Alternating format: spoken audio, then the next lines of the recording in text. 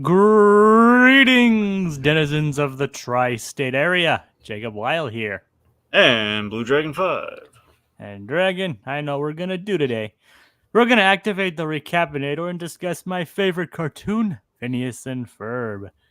That's right, in honor of the 15th anniversary and in preparation for the upcoming revival, I'm guiding Blue Dragon 5 here through the series, experiencing his reactions watching it for the first time, and reliving my summer memories through the years. Today's episodes are Sipping with the Enemy and Tri-State Treasure, Boot of Secrets. So, Dragon, we get to see Monty and Vanessa once again. What are your thoughts? I loved this episode. Oh, really? Yes. All right. Explain, briefly. Well, I'm a sucker for Vanessa, Doof, and Schmertz, and I thought this is a really great episode for her. I mean, beyond that, look, admittedly, our kind of our mind flip plot, it's cool, but not exactly, it's not top tier, but it's fine. Yeah. Yeah, but again, it's oh boy, the Vanessa and Monty plot. Yes. Hashtag yes. There we go.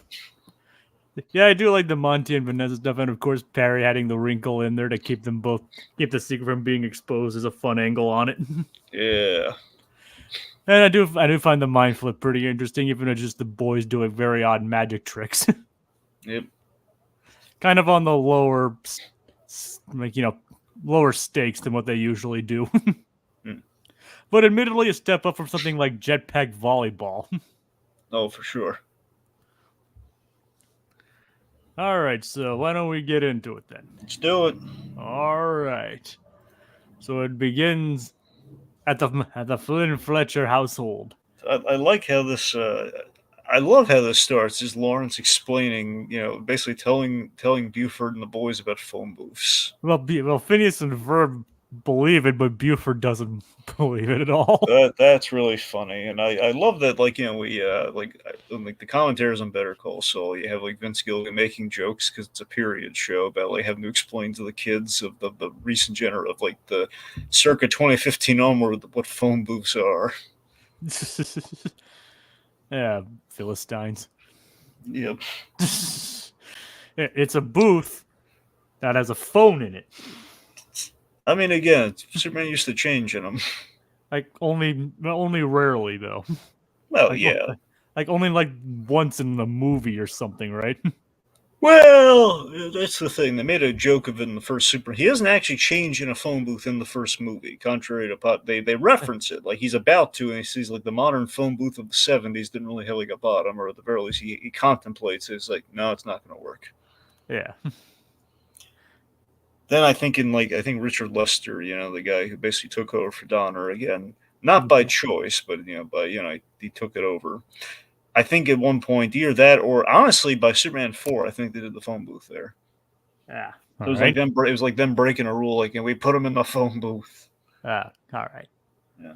Oh, you can blue. Didn't Christopher Reeve write one of those? And didn't he write 4 or something? Well, he or came up with the story. He came up with the story. I don't know how involved in the writing Reeve was in 4. Part of me thinks he may have wanted to direct, but they wouldn't let him. Because again, they have like the Menachem Golem and who have like the producers. I forget I know they produced. I forget if they directed or not. The point being, they would have put like a guy in charge. It would have been a really cheap production, which is ultimately what happened there. What's the company that made that again? Canon Films. Oh yeah, they're like the really cheap ones that also exactly. The ones that what else were they involved with? Oh, so many. I know we've discussed some of them on here. Like I think didn't you mention like the Break-In movies? Yep, Break-In 2, Electric Boogaloo. Well, honestly, both of them, but Break-In 2 specifically. They did that. They did Over the Top. The Sylvester Stallone arm wrestling movie. That was them. Okay, I don't even heard of that one. I think Death Wish was them. Huh. All right then. Yep. So there's a great documentary about Canon Films. I'll have to look into that. Yeah, it's so good. Canon Films. There we go. Yeah. Oh, it's 2 N's. Yeah. All right. I spelled it as Canon. Mm-hmm. All right. I'm so behind on my documentaries. Big time. Yeah. Yep.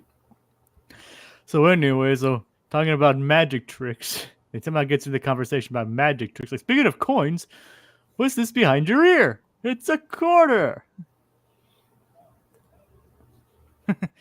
And apparently Phineas just keeps coins behind his ear to please Lawrence. Yep. Which is nice. And of course, Baljeet with a mind flip. Okay, so here's the big thing we gotta get nostalgic on. Jacob, were you there during the Chris Angel Mind Freak era? Yes, I didn't really watch him, but I was there for it. Yeah, I watched a few episodes of the show. I was, Chris Angel Mind Freak was like a cool idea. Then, of course, I love that. Let me ask you this: did you ever see the movie The Incredible Burt Wonderstone? No. See, that's worth watching. There's a movie. It's very much like kind of like a bargain bin kind of movie where it's like if you went to like a Walmart for a time. Now I think they've done away with like the bargain bins. But let's say back when they had the bargain bins, you would have found like 8 copies of like The Incredible Burt Wonderstone in there. I mean, I've heard of the movie, but And it's nice. It's a nice movie. It's nice and simple. It's not aiming for the stars, but it's you have like Steve Carell, Steve Buscemi, Jim Carrey, and Olivia Wilde. Again, I'm listing names at this point, but my point is, it's a movie about magicians, and it's kind of funny and irreverent, and it kind of calls out some stuff. And Jim Carrey plays like a parody of Chris Angel Mind Freak, who basically is like, but it's like Chris Angel Mind Freak seems to be kind of a cool guy, like at least from the show and what I've seen there. But this is like the worst version, like the most dumbed down version of a Chris Angel, where basically it's like like he'll do horrific tricks of like he'll be a human pinata where like he'll dress up like a pinata, let people beat him up, and it's like he ate all this hard candy, like he spits it out. It's like a whole God, like that kind of a thing. It's like it's really funny. That's disturbing. That's what I'm saying. So it's like I don't want to give away like one of the great payoffs with that character, but it's just the fact that we have like all sorts of like barbs at like like the street magician kind of stuff versus like the classical like stagecraft of magician, which is what the Steve Carell character is all about. Yep. This is basically it's like dueling magicians kind of a thing. Penn and Teller, they ain't. No. Anyway, so it's so the Chris Angel Mind Freak though, the actual guy though, those are the tricks that made you like, oh my god, how the heck did he do it? Because he makes it look so kind of down to earth and simple, but he's like, oh, like he's actually floating and levitating and doing all kinds of stuff. It's crazy. Seems like it. Yeah. Anyway. Yeah. So I'm saying this is kind of a fun nod. Mind Flip is a nod to Mind Freak. Yeah, I realize that much. Yeah. Mind Flip. Yeah. Did I ever tell you how I think I've mentioned this to you once before? I told you I was actually picked as a volunteer at a magic show once, right? Oh, I don't think you've ever mentioned that. Oh yeah, in Vegas. Yeah, when I went to Vegas one time in my youth, and I was picked by. I mean, it's entirely possible that you did, but I might not remember it. But elaborate again because I'm interested. Yeah, so it was Lance Burton. Lance Burton was at I think it was the Luxor, I keep calling it the Luxor. I want it to be the Luxor because of Pixar, but it's the Luxor. And it was they had a magic show there, and I was he was picking volunteers, and I was picked on stage, and I went up there and I did some awesome tricks, and I disappeared in a white Corvette with Lance Burton. I even got a T-shirt saying as much. Oh, that's pretty cool. Got a T-shirt photo, and I got to keep some silver dollars. We pulled essentially from behind the ear and everything. Is that where you got your fascination with silver dollars from? I don't know. That's more of a Two-Face thing than, but it didn't hurt. Yeah. Yeah. Oh, that's pretty neat. Oh yeah. And he's really cool too. I think I got like a magic kit or something from him. I don't know if it was from like. I think it just might have been generic magic kit, but it was interesting. It was good. Like I've never been to Vegas.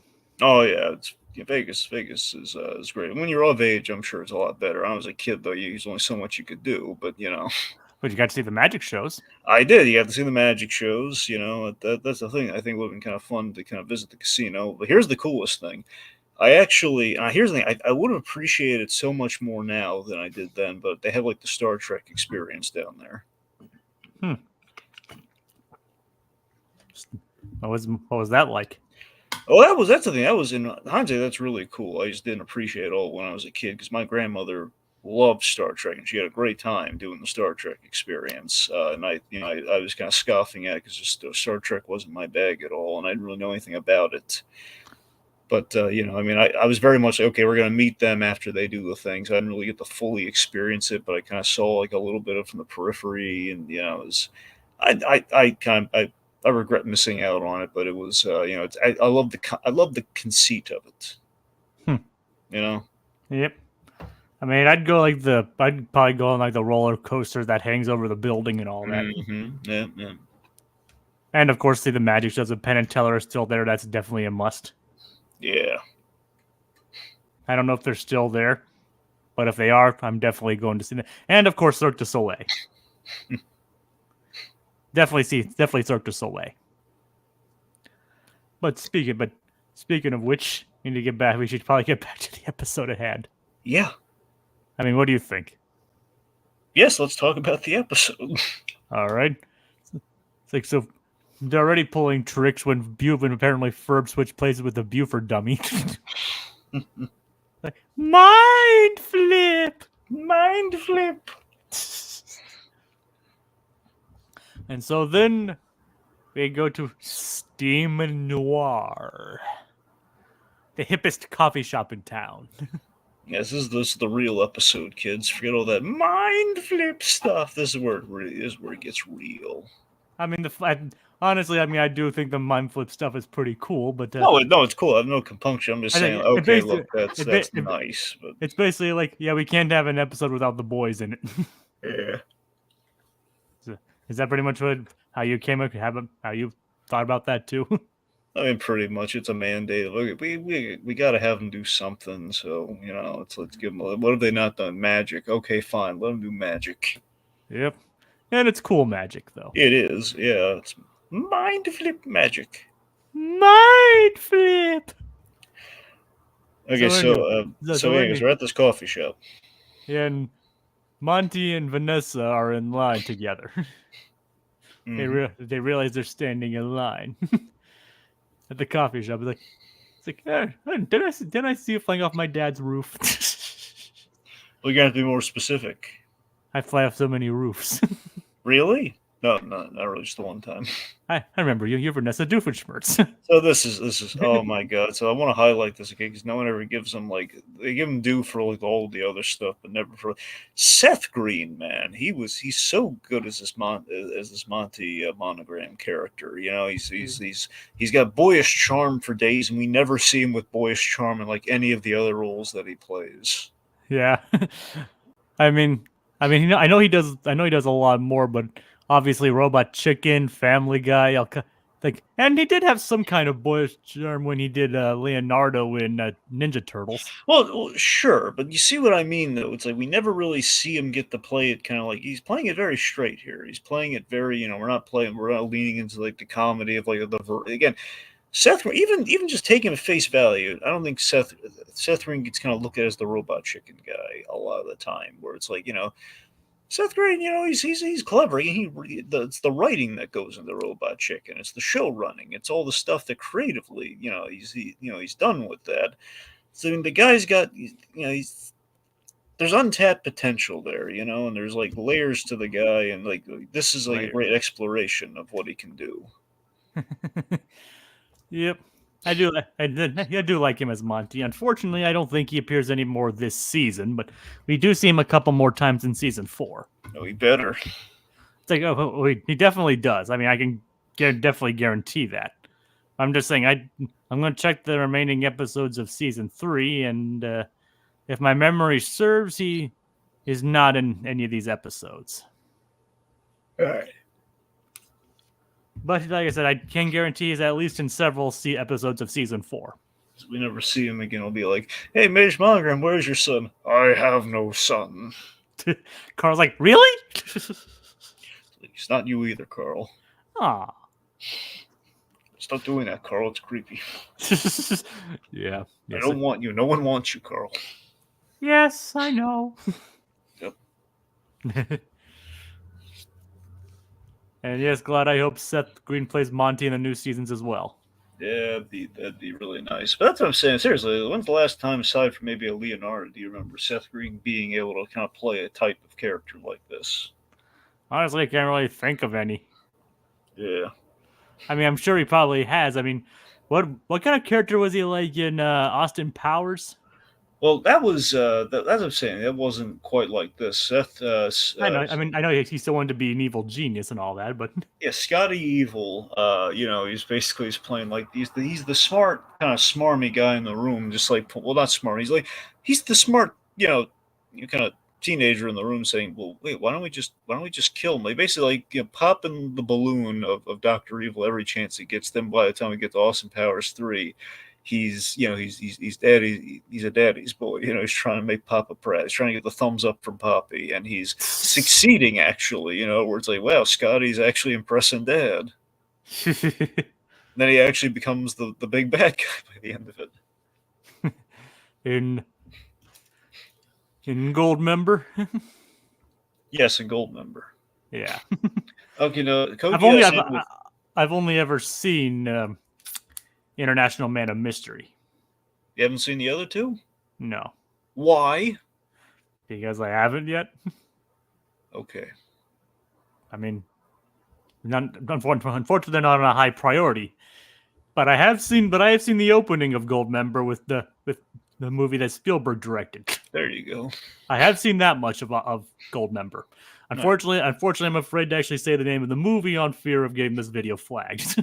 All right. You know what I'm talking about. Uh-huh. So I'm not going to say that. But as you mentioned, Kogia is here. Yeah, so he voiced Nelson Nash in Batman Beyond, which again, you got some range. Look, there's range there, and I appreciate that. That's what I'm saying. It's like we get to explore that here, and not he's not playing the bully character. The bully character is a fun reverse, like Seth Green's like a small. He's the freaks and geeks guy. He's small, he's unimposing, all that kind of thing. And that was around the same time Robot Chicken was getting started too, right? I mean, I think so. I mean, maybe it's a little. I think that was before. So, well, it's still early 2000s, right? Yeah, that's the thing. I don't know how early Robot Chicken was. I think Robot Chicken's earliest was maybe 2004, maybe or 6. And when did Beyond start? Oh, Batman Beyond. That was Batman Beyond was 99. All right. Like it started in 99 going into the 2000s. Yeah, 2001. From 99 to 2001. All right. And so, yeah, that was probably about the time Robot Chicken started. Yeah. Unfortunately, I'm not too sure. From the looks of it, it started in 2005? There you go. It was close. Yep, 2005. So he definitely was on there way before Robot Chicken. Yeah. But either way, yes, seeing these two interact is very interesting to say the least. And they have the same order. Anyway, so Vanessa and Monty they hit it off. There's a lot of charm and chemistry there. I like how personable Vanessa's being with them here, and they got good banter. They got good rapport. They're flirty and kind of like there's hints of a relationship there. And it's like the thing like on one hand it's like I really like this, and the other hand it's like no, what about Ferb? Yeah, that's the conflict there, isn't it, Dragons? Yep, I like that she goes for guys with like certain head shapes. Like certain kind of like it's like he's not the Easter Island head, but he's Easter Island head adjacent. Yeah, I mean like, he's not exactly shaped like her dad's building, but but I like that though. I like that. That's the Freudian aspect of it though, where it's the shape of her dad's building. I suppose there's worse ways to go. See, it's kind of like the scene from Finding Nemo. It's like when I'm with you, Ferb. It's like I'm home. Okay, is it because my head looks like your father's building? Actually, it might be. I can live with that. He'd totally say that. Yep. I want to live in that head, Ferb. Well, you already do, Vanessa. Okay. It's like, well, remember, he thinks about her all the time. He does. He does. So is that wrong? No, it's never wrong to think about Vanessa. Any Vanessa, really, but You really like the name Vanessa, don't you? I don't know. I find a kinship with the Vanessas. I don't know why. Even from the Little Mermaid. I don't know. Maybe. All right. And remember, that is actually a sea witch in disguise. That's what Ursula's name was in the Little Mermaid. That she went with Vanessa. Yeah, that's her disguise. Vanessa. Okay, so I just want to make sure it wasn't like the sequel, but okay. No, that's Morgana. Okay, there you go. Huh. Well, I mean, it's temptation, so I don't know. Maybe, kind of, maybe. All right. Look, I don't know. I'm just factoring a lot of the quality of Vanessa's. All right, just let me have this. I mean, I'm not saying anything wrong with that. I'm just saying you really like a lot of people named Vanessa. That I do. Deadpool's Vanessa, Kingpin's Vanessa. We got there's Vanessa Hudgens. There's a lot of good Vanessas out there. Doofenshmirtz. Well, yeah, that's when we started with, Jacob. Yes. I know, Dragon. I know. I didn't hear you say it, so I was just pointing it out. But anyway, and then Perry is sent on his mission because Monogram has no idea what he's doing except going to the coffee shop. But Perry agrees to help Vanessa keep their date a secret. I gotta be honest. I think Doofenshmirtz. I was kind of expecting it to go this way in the episode, but it didn't. I think had Hines found out, I think would have been cool with it. Do you really? I really do. Yes. What makes you say that? I mean, he values his daughter's happiness above all else. I mean, what's it really going to matter if she's dating the enemy or dating the enemy's son? Well, we don't know. I mean, we've seen how friendly he is with Perry the Platypus. I mean, why not? I mean, why would he have a problem with it? I don't know. Maybe that's where he draws the line. I don't think so. I mean, he's just gonna get the name wrong all the time, like Major Monobrow. Yeah, it's like I said, I'm not sure. I mean, I see where you're coming from, but personally, I'm not so sure. I mean, like I said, you might be right. I think Monogram would have a bigger problem with it than Doofenshmirtz, frankly. The funny thing is, that's actually a plot point in a later episode. Actually, like 2 future episodes. Well, there we go. Both in season 4, but 2 good episodes. One of them's even a Halloween episode. Ooh. Yes. So you have that to look forward to. Yeah. So yeah, Perry agrees to help them, even dressing as a hipster to do so. Yep. So this coffee shop, it's cool, but you know what? It's no Cafe Nervosa. No, it's not. No. I think best cafe in Seattle. Yep. At least it was in the 90s. True. So what next, Dragon? The Doofenshmirtz has an inator. The Cool-inator. Which is powered by Espresso. Behold! I mean, obviously, folks, we're not going to show it to you, but trust me, it's behold worthy. The Espresso-inator, the Cool-inator. Which runs, it's so cool, it runs on espresso. Do you drink coffee, Dragon? No, I do not. Me neither. Yeah. Man, honestly, as a kid, I think I may have taken a few spoonfuls, but that's about it. I mean, me drinking coffee when I was younger, I didn't really care for the flavor. I even tried drinking it as an adult, still didn't really like it. Yeah. The last time I had a coffee experience, I tried coffee-flavored ice cream. And did you like that? No. Didn't think so. I will say this, though, okay? While I'm not crazy about the taste of the beverage or the beverage flavoring. Or the ice cream, apparently. Yeah, that's what I mean, of the ice cream. I will say this. I love the smell of coffee.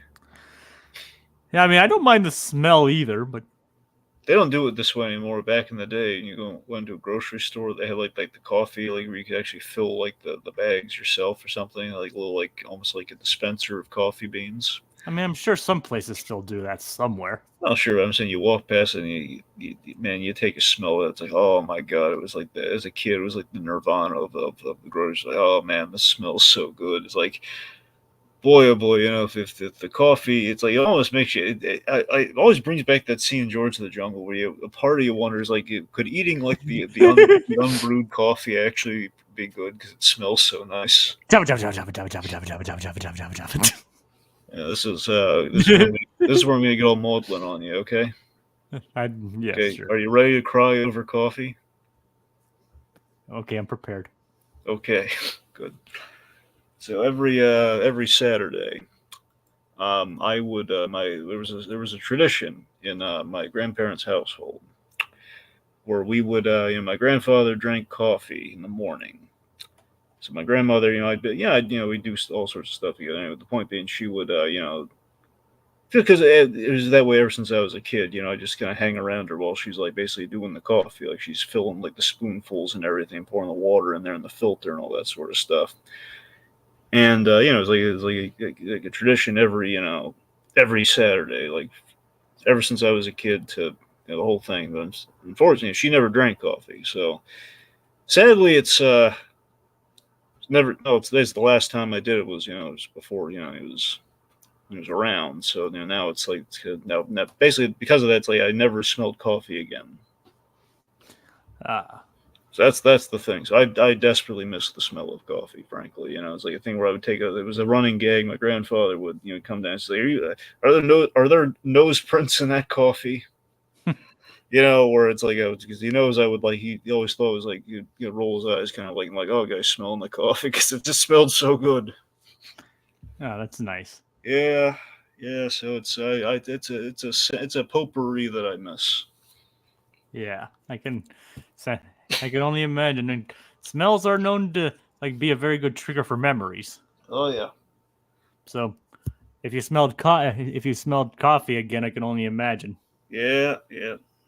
So that's Anyway. another good link this episode has. Then brings back those kinds of memories.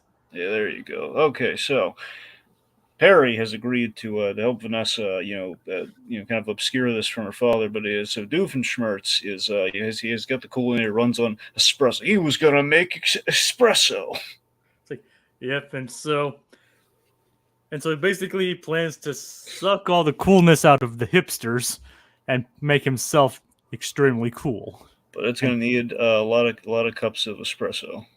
Yep. He needs 10 gallons of espresso, which is in quarter cups is like 640 cups. Yep.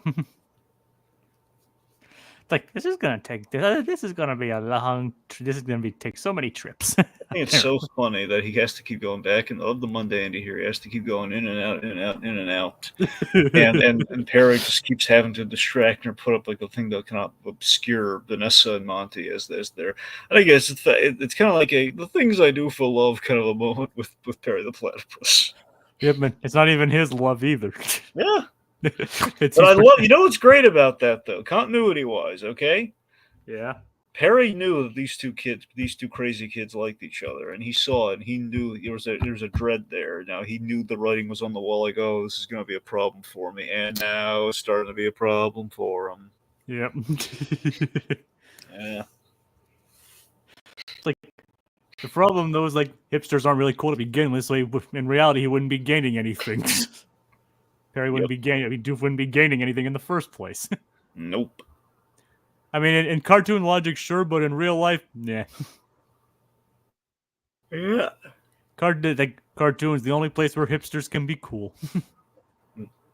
I'm just kidding, folks. It's just a joke at hipsters' expense. Yes, hipster. So that's Jacob Weil. You can find him in somewhere in scenic Ohio. I have no idea where. It's an undisclosed location. But if you comb the area, you will find him, and be sure to bring a bunch of coffee and things to bludgeon him with. You know what else you could say, Dragon? right? What could I say? Get him! There you go. Yeah. I'm surprised you didn't say that. Yeah. And when they're done with me, toss him overboard.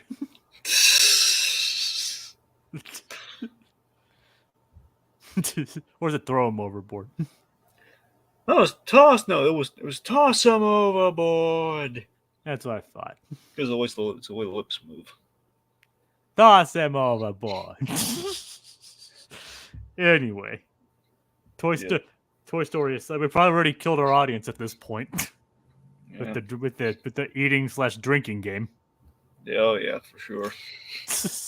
So what next then, Dragon? Oh, here's the thing. We still have to drink coffee, because if they drink coffee, it'll be like that episode of Futurama where like 300 cups of coffee. Where Fry drinks 300 cups of coffee and everything's moving super fast. Yeah.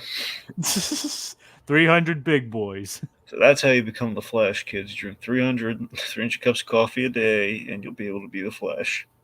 Also, you'll probably die. Well, I mean, no one lives forever. I mean, if you die faster then. Or die via speed. That too. Yeah. Gogias is still here, so we can be rest assured there. Well, he won't last much longer. So. Especially considering we have another whole season to go through after this, yeah. Yeah. All right. Anyway, so okay, so cool air backfires. Yeah, but it's Linda and Lawrence is just as Candace is about to get them to the backyard. Yep. So they don't care about the busting at all. Like, there's a Luciano Rigatoni fest about the art house. Let's go. And of course, I love how well informed Candace is of the exhibit. But Rigatoni's work is passionless, with minimal importance. Every piece betrays its own lack of interest in the subject matters. I mean, I don't know. I just found it funny that she was interested, that she's well versed on the subject of artwork. They said Luciano Rigatoni, right? Yeah, Luciano Rigatoni. Oh yeah. It's like, I just love how well informed she is on it. I gotta be honest, I was thinking kind of, part of me is like thinking of like Frankie Rigatoni. What's that again? All right, you haven't, the Monsters at Work. Oh, I have seen that. I just don't remember. Remember, we did I was in all the podcasts for it. Right. But which one's that from? What was that from again? Oh, was that the baseball guy? No. I don't remember, Dragon. This is what I'm talking about. This is what he was. Frankie Rigatoni. It was the Henry Winkler characters. It was. Oh yeah, his disguise. Yeah. Now I remember. Yes, Fritz's. It was Fritz's like Fonzie-esque persona. It's like, yeah, and like he snapped out of it at the end. Yep. Or else he would have been carried on. He could have carried on with it forever. Yeah. I remember that now. All right. Remember, we did the spoiler cast on it, Dragon. Well, I know that. But that's something. The fact that you didn't remember is what made me think. Wait, was he not on for that? Because I know Tiki and I talked about that. We didn't do the podcast, so that's why I was thinking, oh god, maybe he wasn't on for that. I just didn't remember Frankie Rigatoni. All right. All right. Yeah. I don't remember the minutia of the details, unfortunately. And would it kill you too? Okay. No. But that doesn't mean it'll happen. That's true. Anyway, so what next? All right. Well, that's so that's about it. That's the end of the episode, isn't it? Oh wait. We'd have to mention Vanessa and Monogram. Monty. They get into a bit of an argument over, again, her defending her father. Yep, Monty's like picking on her. That's like, well, my dad's always busy because he's always thwarting your dad. She's like, what is that supposed to mean? I mean, he's not wrong. I mean, no, but neither is she when all the stuff she points out. He gets away with it, and he's like, self-destruct buttons. My dad's a misunderstood genius. Self-destruct button.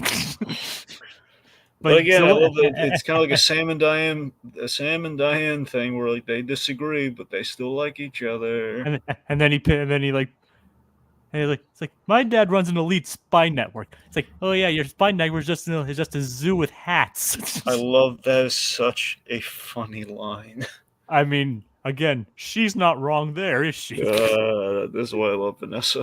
It is basically a glorified zoo with hats. Yeah. I mean, they're good at what they do, but they're not exactly. But she's not wrong. His elite spy network is just a bunch of animals. Yep. Probably because they're cheaper. Well, yeah. They're cheaper to work with. Mm-hmm. And they're like, maybe this was a mistake. Yeah, maybe it was.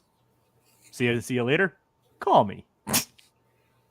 Oh, did you notice that? We mentioned that Carl's insanely jealous of Monty. Of Monty. It's like he's like because he keeps blocking Monty's calls.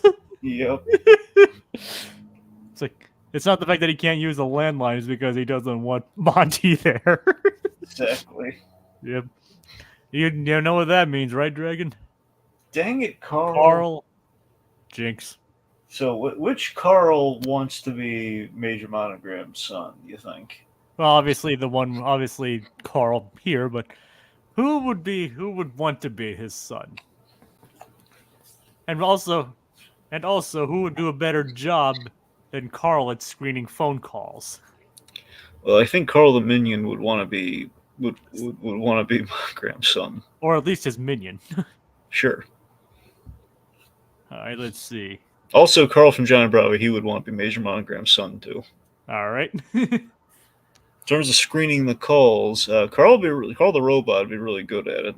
Yeah, he could probably receive some of the calls himself. Also, Carl from SpongeBob, he'd be pretty good at it too. Yep. And who knows, maybe Carl from The Simpsons too. Carl from Appetite and Hunger Force would not be good at screening the calls. Oh no. Yeah. All right. All right. That one's out of the way. Yep.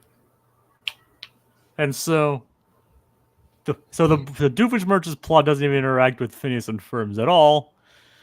They just make everything disappear through magic. Yep. And Buford returned and Phineas returns Candace's broken phone that Buford broke earlier. Yep. Because it was a magic trick. Like, little cliche, Ferb, don't you think? And then somehow Baljeet is now wearing a Ferb costume. Mind flip. No, which who knows who's really like? Is everyone just Baljeet, Dragon? I mean, probably. Given the next episode, it's not inaccurate to say. Yep, everyone is Baljeet. We're all Baljeet. We're all Baljeet. Speaking of the next... Pink is Baljeet. Little Blue is Baljeet. Gogias is Baljeet. Yep. Claude is Baljeet. All right, everyone. Sonia Pantoja is Baljeet. All right, everyone's Baljeet. All right. We're all Baljeet. Laser Dude is Baljeet too. No, Laser Dude isn't Baljeet. Okay. Everyone but Laser Dude is Baljeet. Okay. See, he's too afraid of Condiment King to be Baljeet. See, Baljeet's not afraid of Condiment King. Laser Dude is. Only Canadians who procreate are scared of Condiment King. Okay, then that's oddly specific. Hey, I don't make the rules. That just seems to be the pattern. I don't know, Dragon. It seems like you do make the rules here.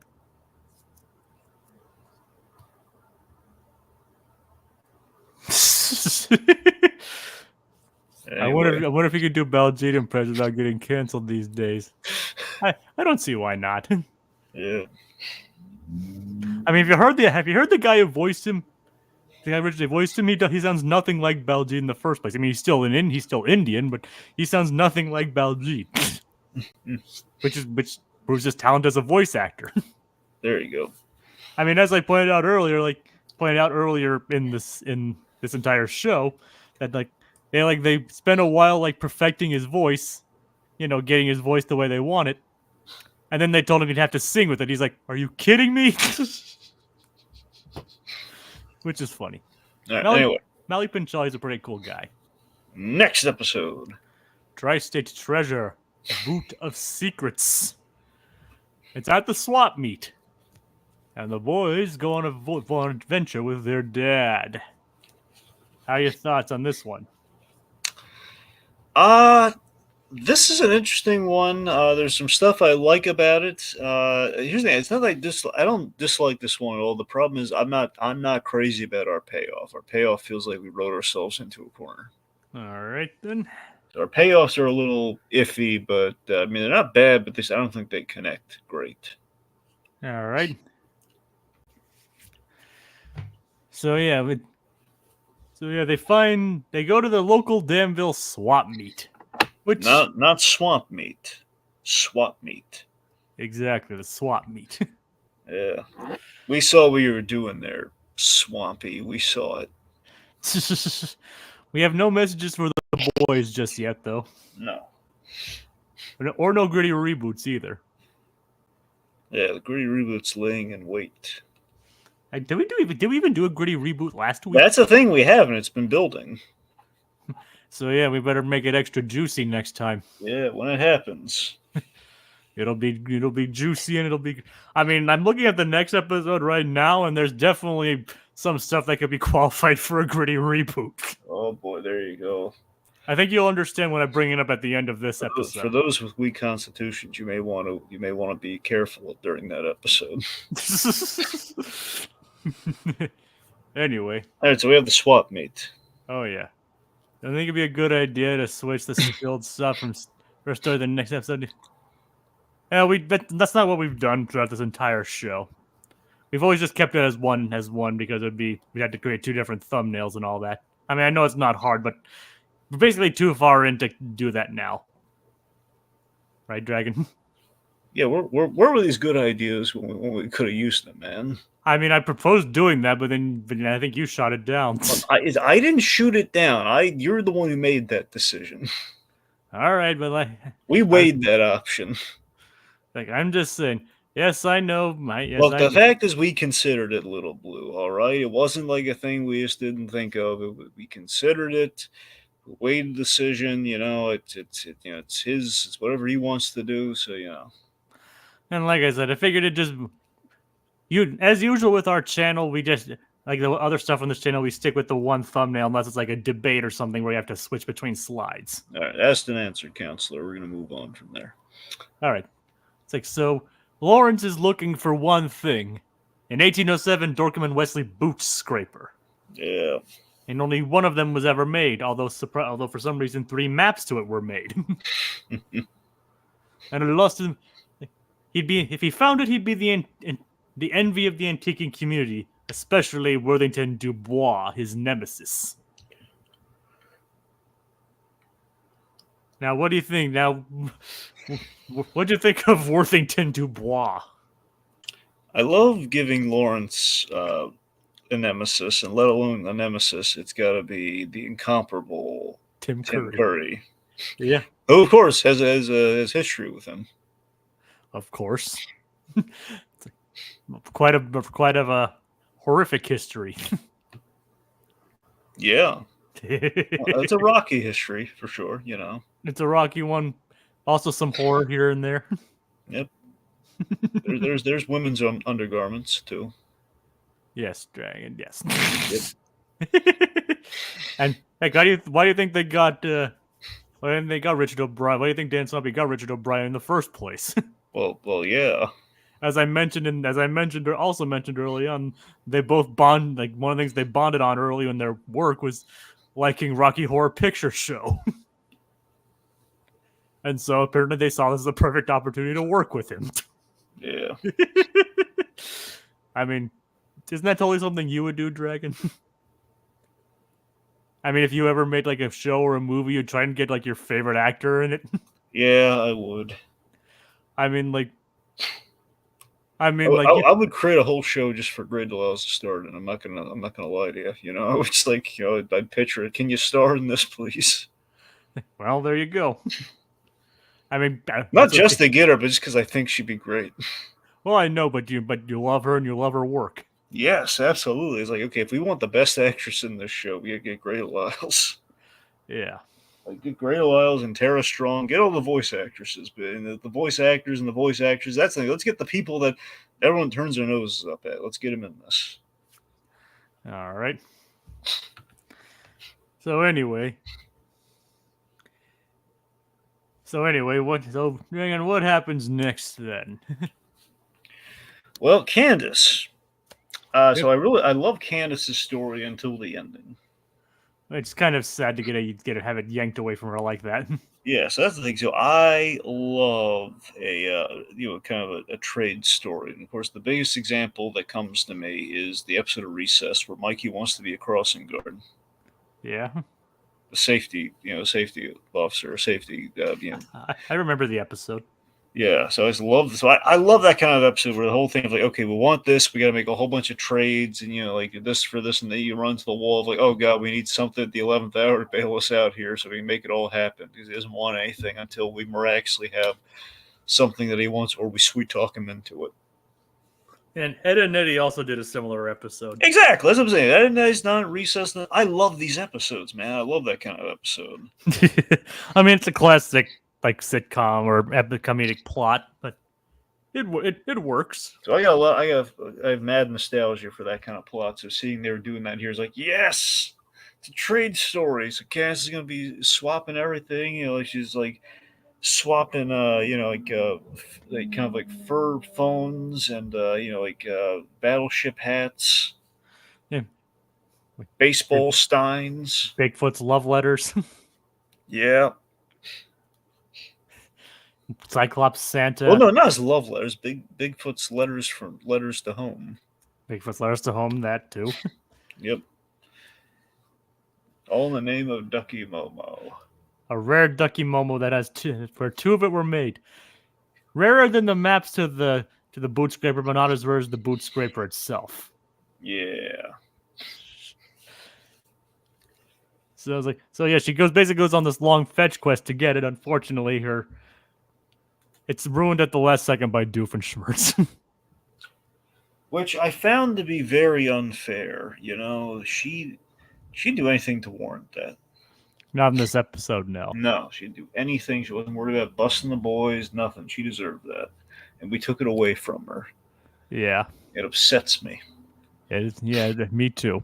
Like, technically, she even showed it to him. He saw the fact that it was ruined, and then it got hit, and then he took it away from her. Not fair. No, it's not fair. Yeah. I mean, I wouldn't say it's as unfair as, say, Candace gets busted, but it's still not fair.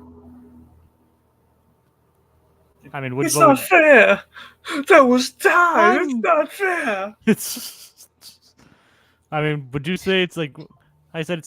It doesn't reach this level of infamy as Candace gets busted. I mean, what do you think? Nah. I mean, that's definitely much more unfair. Yeah. I mean, she didn't even do anything there. That was more like that was more of the boys and their reputations than anything else. Yeah. So, and again, she didn't even do anything wrong. She went around, made fair trades, fair deals, and then basically got shafted at the end of it.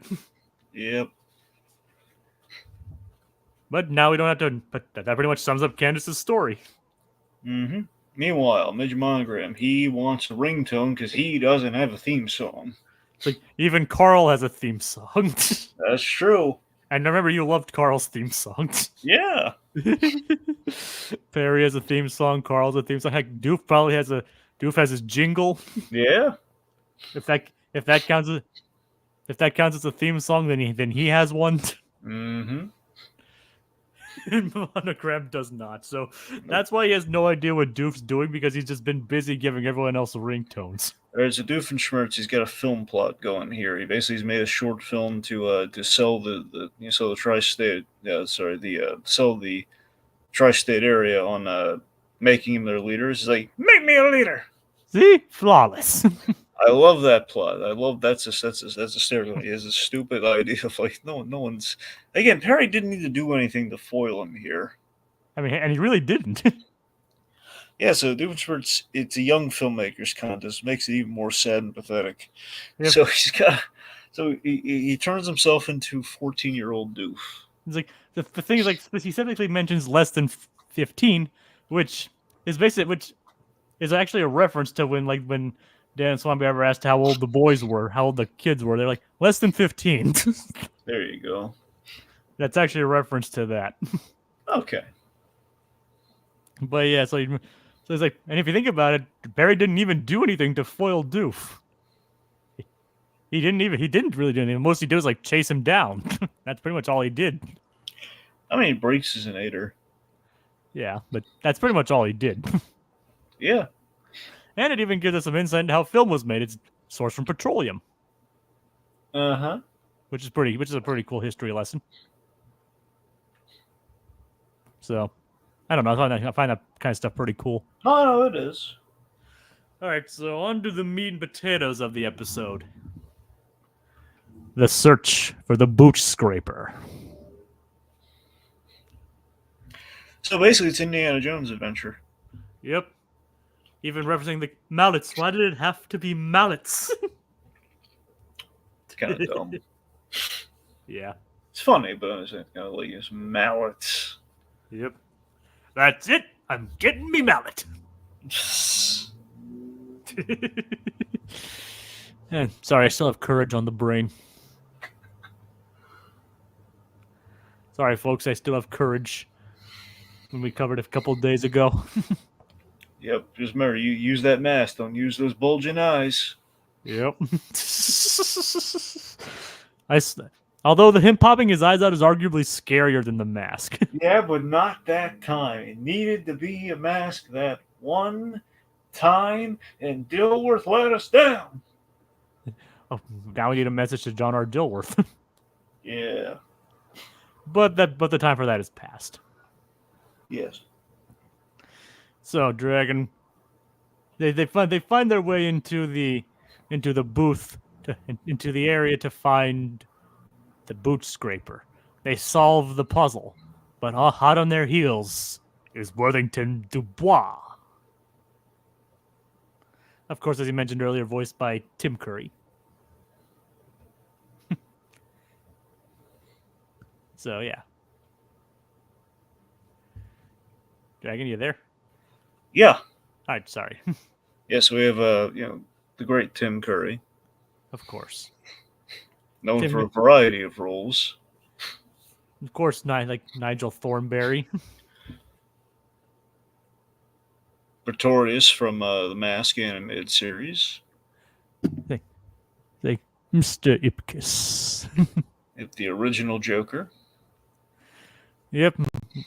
I still have yet to actually watch those clips. I think I saw them like a couple seconds of it, but I didn't actually see Phil Maggie's clips of Tim Curry's Joker. That's right, folks. We know the guy who unearthed that footage.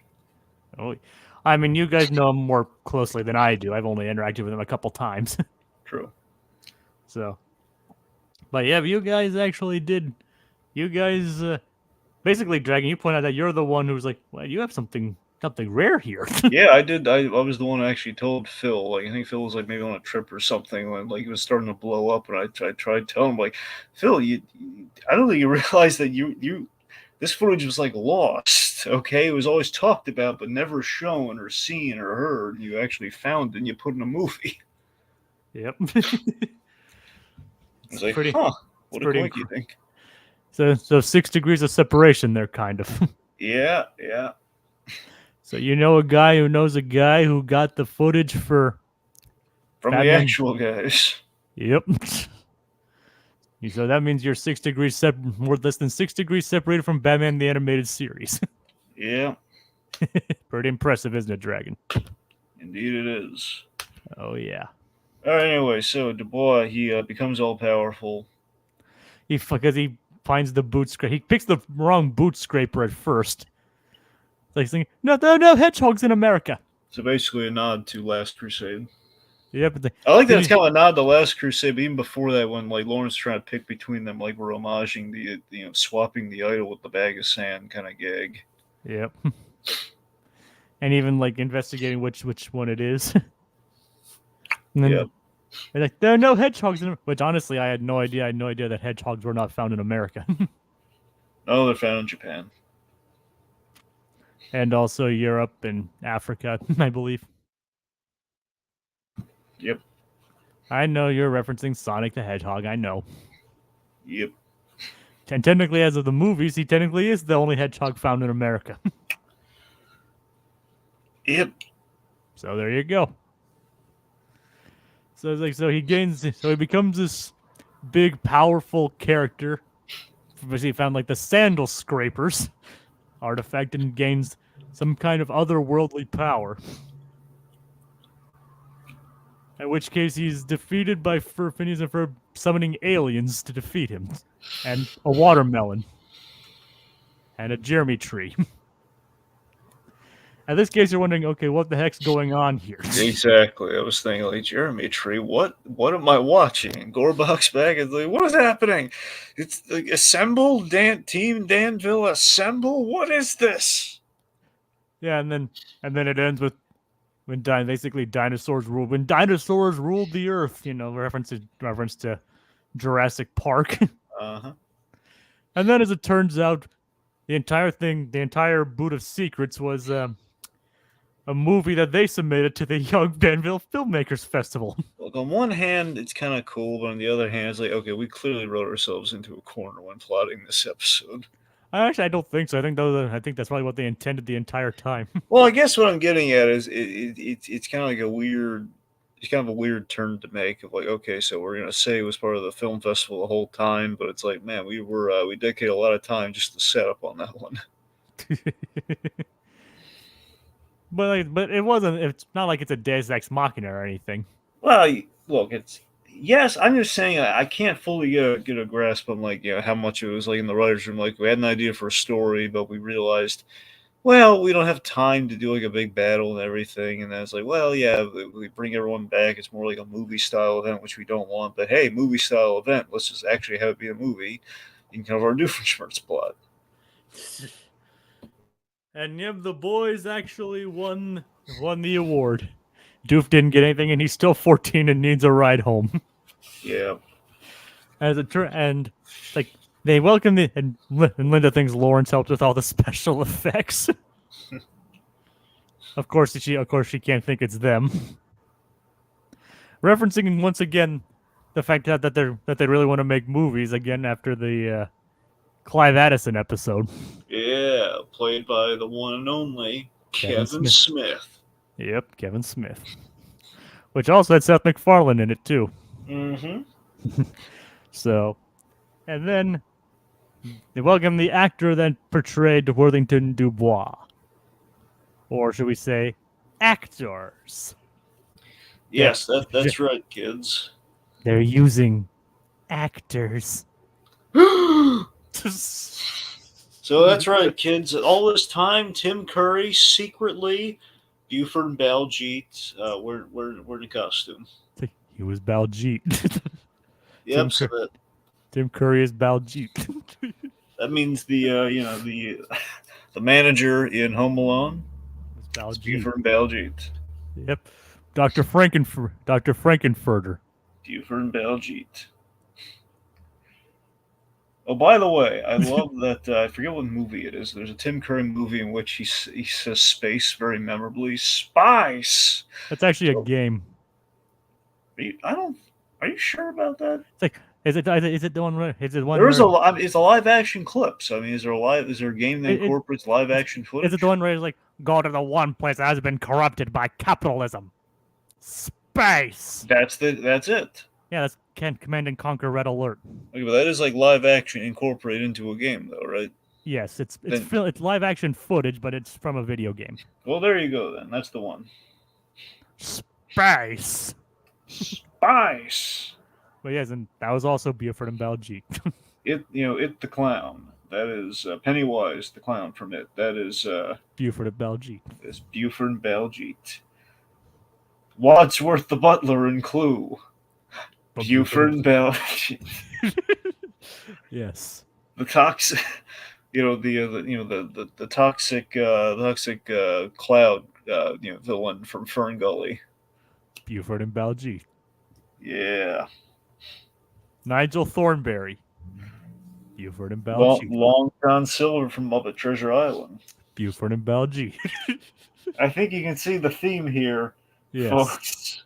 Yes, like Tim Curry was actually a Dutch and Indian boy all along. Yep, the one Dutch boy and one Indian boy all along. Yep, Tim Curry in Scooby-Doo: The Witch's Ghost. Buford and As Baljeet. Ben Ravenscroft, it's a spell book. Buford and Baljeet. Oh yeah. I wish those movies were on Max. Actually, I think they added them recently back, but I don't know how long they're going to stick around. So yeah, they are back right now. Like a lot of even the older ones.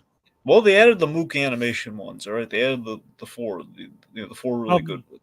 You mean Zombie Island, Witches? Zombie Island, Witches, Ghosts. I know are definitely there. If Alien Invasion, and Cyber Chase, I assume they're there. I don't know if they're still there, but they added them for Halloween. They added at least the first two.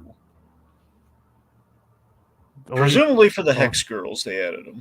Holy crap! You're right. Yeah. Well, I need to watch these before they go away. Yes. Yes, Jacob. Don't delay. They won't last. I'm going to actually look up the Alien one, see if that's on there too. Yep. Alien Invaders. It's Invaders or Invasion? It's Alien Invaders. Yes. But Alien Invaders is not on there. Okay. Well, Cyber Chase is, though. Well, there you go. You got 3. It's a shame. I mean, Alien, which is a shame because I like Alien Invaders more than I like Cyber Chase. I actually heard.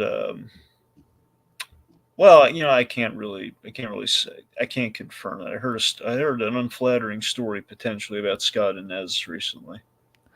I might have heard something about that too, but anyway. Yeah, but still a good Shaggy and Scooby though. Oh, that's the thing. I mean, I love this work in those movies. It's just I don't know if if these stories are to be believed, it's like a little unfortunate. But otherwise, though, it's Well, technically, he was only Scooby in Zombie Island, where Shaggy was played by Billy West in that one. Well, that's the thing. All I'm saying is they didn't name the voice actor in question, so I don't know if it was Scott Nez. But I think people in the comments or something have said, "Oh yeah, that's Scott Nez they're talking about." Well, like I said, I'm not so sure, but this is not the place for that, unfortunately. Right. The point being, though, Monogram at the end of the episode pathetically singing his own theme song. Yeah, it stinks. Yeah, he's like, I like the high note at the end, sir. I could do without the sarcasm, Carl. Yeah, dang it, Carl. So briefly, which Carl would not criticize Monogram's singing? Let's see. Who? Carl Weezer. I think he'd go along with it. Absolutely. Well, Major Monogram, I kind of like your singing. Like, nobody likes a kiss up, kid. Okay. Anyway, so I think that does it for this week, right, Dragon? Yes, it does. All right, and we'll be going at another unusual time next week, folks. We'll be doing it Monday. Yeah. We'll be doing it Monday next week because I'll be on vacation starting next Tuesday. So obviously, and he's going to Vegas. No, Dragon, I'm not going to Vegas. I'm going to the other sin capital of the United States, otherwise known as Washington, D.C. Ah. You know what I mean. Oh, I know what you mean. Oh, yeah. Yeah, it's like the other sin city of the United States. Yeah. Oh, Depravity as far as the eye can see. Yes. But anyway, my sister and I are going. We're going to see a bunch of the Smithsonian, go to a hockey game, couple things like that there. And then we're going to celebrate Halloween while we're there too. So unfortunately, I will not be here next Friday, but we will do next week's stream on Monday. Kogias was a fan of our stream, so thank you, Kogias. All right. And thank you, Little Blue and Claude, for joining us this evening. And so, join us next time on the Recap-inator, where Doof gets on Perry's level, and then Norm takes matters into his own hands. Bum, bum, bum. Space!